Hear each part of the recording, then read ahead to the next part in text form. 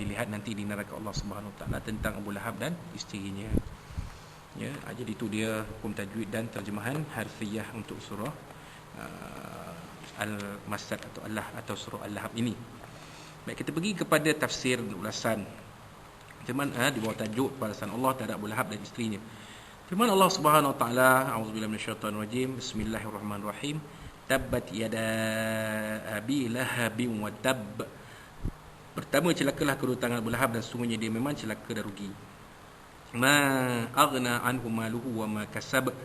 Kedua harta bendanya dan apa yang ia usahakan tidak sedikit pun memberi faedah. Sayasla naran dzata lahab.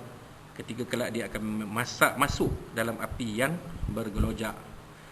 Wa mar'atuhu hammalatal hatab. Dan ini begitu juga isterinya pembawa kayu bakar, ini penyebar fitnah.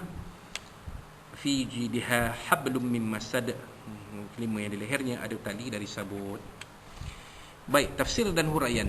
Firman Allah SWT, ya, Bismillahirrahmanirrahim. Tabbat yada abi lahabin wa tab. Surah Azim. Mafhumnya, celakalah kedua tangan Abu Lahab dan sungguhnya dia memang celaka dan rugi.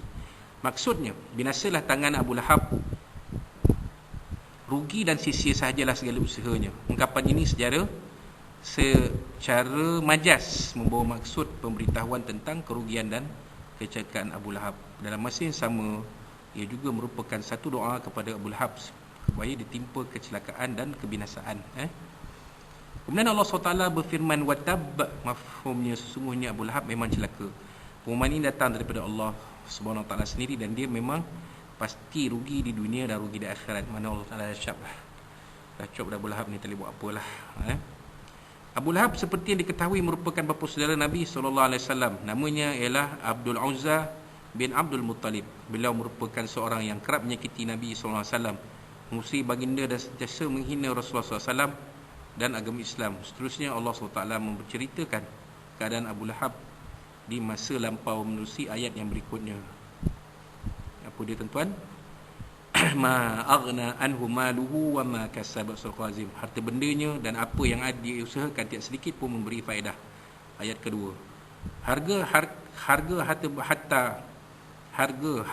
bendanya tidak akan dapat menyelamatkannya dia pada hari kiamat kelak. Segala apa yang diusahakan, keuntungan yang diraih, pangkat kebesaran dan anak pianaknya tidak mampu menghalang kebinasaan serta azab Allah SWT yang pasti menimpanya. Ini disebabkan perbuatan Abu Lahab yang begitu keras memusuhi Nabi SAW dan menghalang orang lain untuk beriman kepada Allah SWT. Pelakuan Abu Lahab juga sentiasa menjadi batu penghalang kepada usaha dakwah yang Nabi SAW lakukan di Mekah, dan beliau adalah orang yang sentiasa menustai kata-kata Nabi SAW. Jadi keras betul perbuatan Abu Lahab ini. Pada peringkat ini diturunkan kekerasan itu lebih daripada pemimpin Quraisy yang lain. Imam Ahmad meriwayatkan daripada Rabi'ah ibnu Ubad daripada Bani Ad-Dail, seorang Arab jahiliah tetapi telah memeluk agama Islam, yang berkata, aku pernah melihat Nabi SAW pada zaman jahiliah di pasar Zi Majaz. Pada masa itu baginda bersabda, wahai manusia, katakanlah tiada Tuhan melainkan Allah SWT, niscaya kamu akan mendapat kejayaan. Mendengar ucapan Nabi SAW, orang ramai pun berkumpul dan mengelilingi baginda.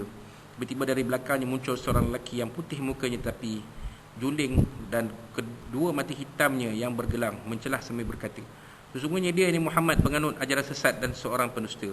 Dia terus mengikuti Nabi di mana saja baginda pergi.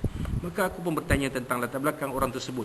Orang ramai yang ada menjawab bahawa dia merupakan bapa saudara Nabi SAW. Dalam ayat ini ada menyebut perkataan mal dan kasab. Mal adalah modal dan kasab ialah keuntungan. Jadi harta benda sama ada modal atau keuntungan tidak memberi manfaat apa-apa kepada Abu Lahab. Ayat kedua dalam surah ini terdapat dua perkara penting yang disebutkan oleh Allah SWT berkaitan dengan Abu Lahab, iaitu harta dan usahanya, kasab. Perbezaan antara keduanya ialah harta menunjukkan kepada segala harta benda yang bersifat material yang menjadi modal asal perniagaan, manakala usaha yang kasab menunjukkan kepada untung yang dapat diraih dengan modal berkenaan. Jadi itulah dia. Beza mal dengan kasab. Mal itu adalah modal asal, kasab itu ialah keuntungan dari modal perniagaan tersebut. Wallahu alam. Seterusnya dalam ayat berikutnya Allah SWT menyebut tentang hukuman yang akan menimpa khususnya kepada Abu Lahab dan isterinya Ummu Jamil. Firman Allah SWT, ya sayasla naran dzata lahab. Surah Al-Azim, kelak dia akan masuk ke dalam api yang bergerojak.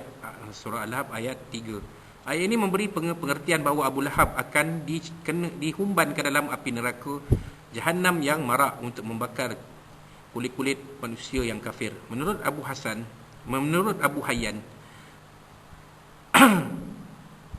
as-sin di dalam ayat di atas, huruf sin di ayat di atas menunjukkan kepada masa akan datang. Meskipun masa yang dijanjikan itu masih jauh dan tidak pasti, namun ia merupakan janji buruk kepada manusia yang pasti akan dilaksanakan dalam bentuk hukuman yang dahsyat di akhirat kelak. Ya Allah tak ada bagi janji dah siap kat situ, menggunakan perkataan daripada perkataan saufa, iaitu akan. Kemudian wa imra'atuhu hammalatal hatab, dan yang begitu juga isterinya pembawa kayu bakar, ini penyebar fitnah. Ayat 4 surah Al-Lahab ayat 4. Ayat ini memberi pengertian bahawa isteri Abu Lahab pasti akan menerima azab api neraka yang marak menyala. Isterinya ialah Ummu Jamil Arwah binti Harb, saudara perempuan Abu Sufyan. Dia merupakan seorang yang sentiasa menyakiti Nabi SAW dengan pelbagai cara. Di antaranya beliau akan membawa duri-duri dan batang kayu berduri untuk dibuang pada waktu malam di jalan yang sering dilalui oleh Nabi SAW. Tujuannya tidak lain hanyalah untuk menyakiti Nabi SAW. Dikatakan juga bahawa ayat ini memberi pengertian bahawa isteri Abu Lahab merupakan seorang pengacung, iaitu pengadu domba dan orang yang sering melakukan fitnah terhadap orang lain, terutamanya terhadap orang yang beriman dengan Allah Subhanahu Wa Taala dan Nabi SAW. Inilah pandangan kebanyakan ulama. Itulah dia buruknya perangai isteri Abu Lahab ini. Menurut Abu Hayyan, zahir ayat ini menunjukkan bahawa isteri Abu Lahab merupakan seorang pembawa kayu yang berduri untuk diletakkan di sepanjang jalan yang biasa dilalui oleh Nabi SAW dan sahabat baginda radhiyallahu anhum agar menyakiti mereka. Oleh yang demikian, ayat ini diturunkan oleh Allah SWT untuk mencela perbuatan isteri Abu Lahab tersebut. Ini ia diberi gelaran oleh Allah sebagai wanita pembawa kayu api. Fi jidha hablum mim masad, surah Al-Azim. Di lehernya terdapat tali daripada sabut. Surah Al-Lahab ayat 5. Ayat ini memberi pengertian bahawa di leher isteri Abu Lahab terdapat tali yang melilit diperbuat daripada sabut yang akan memudahkan api untuk membakar dirinya. Sesungguhnya Allah SWT menggambarkan keadaan azab yang menimpa di neraka Jahannam sama seperti gambaran perbuatan kejinya semasa di dunia, dengan cecah kayu yang berduri yang terikat dengan tali sabut di leher dan diletakkan di jalan yang sering lalu oleh Nabi SAW dengan tujuan untuk menyakiti baginda. Oleh demikian, setiap kesalahan tersebut akan dibalas di akhirat setimpal dengan perbuatannya. Gambaran yang didatangkan oleh Allah SWT kepada isteri Abu Lahab tersebut sebagai perempuan pembawa kayu adalah satu penghinaan terhadapnya dan juga kepada suaminya. Itu dia. Ketika Ummu Jamil mendengar surah ini, maka beliau pun terus menemui Abu Bakar radhiyallahu anhu di masjid. Pada ketika itu Rasulullah SAW ada bersama Abu Bakar radhiyallahu anhu. Ketika Ummu Jamil menemui Abu Bakar radhiyallahu anhu, dia menggenggam batu untuk menyakiti Nabi SAW. Ummu Jamil berkata kepada Abu Bakar, "Aku dapat tahu sahabatmu Muhammad telah mencerca aku. Pasti akan aku tangankan dia." Pada masa itu Allah SWT menutup pandangan Ummu Jamil. Beliau tidak nampak Nabi SAW yang berada bersama Abu Bakar radhiyallahu anhu.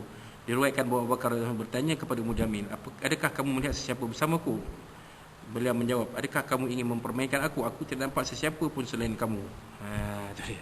Jadi tak nampak, Allah Taala jadikan Ummu Jamil tak nampak Nabi. Wahai Nabi duduk sebelah Sayyidina Abu Bakar radhiyallahu anhu.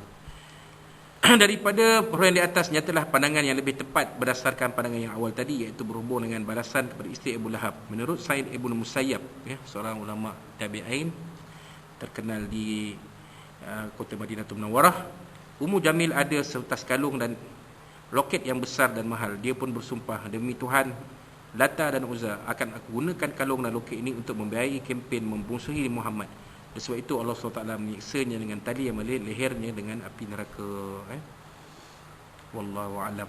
Jadi itulah dia sedikit kupasan tafsir dan ulasan surah Al-Masad atau Al-Lahab ini. Baik, pedoman hidup dan hukum hakam. Surah ini menerangkan mengenai jenis azab yang dikenakan kepada Abu Lahab dan isterinya Ummu Jamil dan siksaan yang diterima oleh mereka di dua tempat, iaitu di dunia dan di akhirat. Azab yang diterima oleh sepasang suami isteri ini justru hebatnya penentangan dan permusuhan mereka terhadap Nabi SAW. Ya. Ayat-ayat terawal mengenai Abu Lahab mengandungi penyampaian berita dari alam ghaib tentang hal-hal yang akan terjadi. Ia dapat dikategorikan bertiga bentuk. Pemberitahuan mengenai Abu Lahab tentang kecelakaan dan kerugian yang akan menimpa dirinya, dan bahawa ia memang pun sudah berlaku. Kedua, penjelasan bahawa harta dan anak pianak tidak dapat memberi manfaat kepada dirinya, keadaan ini juga telah berlaku. Ketiga, penjelasan bahawa Abu Lahab adalah ahli neraka. Perkara ini pun sudah berlaku kerana beliau mati di dalam keadaan kufur. Wallahu a'lam. Mengenai arahan taklif supaya beriman kepada Abu Lahab tetap berjalan dan berterusan. Hanya Allah telah mengetahui lebih awal bahawa Abu Lahab tidak akan beriman dan menjadi penghuni neraka. Menurut Imam Al-Amidi, harus istisyara mentaklifkan seorang melakukan perbuatan yang Allah SWT ketahui bahawa itu tidak berlaku dari sudut akal. Seperti dalam kisah Abu Lahab. Pendapat ini disokong oleh Imam Ar-Razi dalam tafsirnya. Sebagai kesimpulannya, sesungguhnya dia ditaklifkan untuk membenarkan apa yang dibawa oleh Nabi SAW. Bukannya dia ditaklifkan untuk membenar atau tidak membenarkan kerasulan Muhammad SAW. Ini untuk mengelakkan pertemuan di antara dua tuntutan yang sering bercanggah.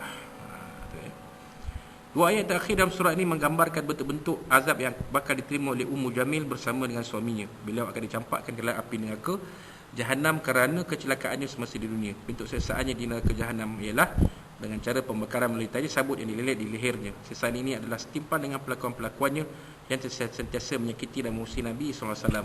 Beliau juga sering menimbulkan keadaan huru-hara kepada orang Quraisy melalui fitnah yang ditaburkan sehingga menyamarakkan api permusuhan di kalangan mereka untuk menentang seruan baginda kepada Sallallahu Alaihi Wasallam kepada Islam. Jadi Ummu Jamil ni teruk perangai. Sudahlah perangainya menyakiti Nabi SAW, para sahabat dengan kata-kata adu dombanya, menyebabkan orang Quraisy ni bertambah-tambah benci kepada Nabi SAW dan Islam. Wallahu a'lam. Jadi itulah sedikit kupasan surah Al-Masad, ya, atau surah Al-Lahab ni. InsyaAllah pada kuliah yang seterusnya kita akan teruskan dengan surah Al-Ikhlas, iaitu muka surat 469. Mudah-mudahan apa yang terkandung dalam surah Al-Masad atau Al-Lahab ini kita jadikan iktibar untuk diri kita, isteri, anak-anak dan ahli keluarga kita, supaya kita bersama-sama menokong agama Islam yang kita cintai ini, insya-Allah, ya, supaya hidup kita bahagia dunia sampai ke akhirat dalam keredaan, keberkatan dan pemeliharaan Allah Subhanahu Wa Taala. Dan sekiranya dalam kuliah ini ada apa-apa yang mungkin terkasar bahasa dalam bicara sengaja semua Muhammad Allah SWT dari Nabi SAW dan dari tuan-tuan dan puan-puan sekalian, wallahu a'lam. Barakallahu fikum. Aku lakukan azza wa ta'ala walakum. Kita akhiri kuliah kita malam ini dengan tasbih al-kafaraah satu asbab. Akhir sekali, jangan lupa, saya terlupa sebelum itu, kita jaga kita, peliharalah kesihatan kita, jaga SOP kita, insya-Allah terhindar kita daripada wabak COVID-19. Wallahu a'lam. Barakallahu fikum. Aku lakukan azza wa ta'ala walakum. Kita akhiri dengan tasbih al-kafaraah satu asbab. A'udzubillahi minasyaitonir rajim. Bismillahirrahmanirrahim. Alhamdulillahirabbil alamin wa bihi nasta'in wassalatu wassalamu ala asyrafil anbiya'i waz mursalin Muhammad sallallahu alaihi wasallam. Allahumma arhamna min hadhihi wa tafrij bani tafsuma. Allahumma yaj'alka fi nuhuri adan wa na'udzubika min syururihim. Allahumma baddil syamlahum wa farik jamhum wa shattit kalimatu wazazin al-daw samimi kilabi ya qahhar ya jabbar ya mutakim ya Allah ya Allah ya Allah. Allahumma muzil kitab wa yamjil sawazim al-ahzab ihzibhum wa sallallahu fa inna sasarahum rahmin. Rabbana zidna imazana fa ma akmal rabbana atina fid dunya hasanah wa fil akhirati hasanah wa qina adzabannar. Rabbana 'alaika tawakkalna wa ilaika anabna wa ilaika busir. Rabbana taqabbal minna du'ana wa sallallahu alaihi wa liqana wa amalana fi hadhihi lailatul mubarakah min syahri safar mubarak innaka samil alim. Tub ilana ya maulana innaka tumariduna fiha asmalaikatuna fiha salamun wa alhamdulillahirabbil alamin. Taqabbalallahu minkum minna wa minkum taqabbal billahi wa tawfiq. Assalamu alaikum warahmatullahi wabarakatuh.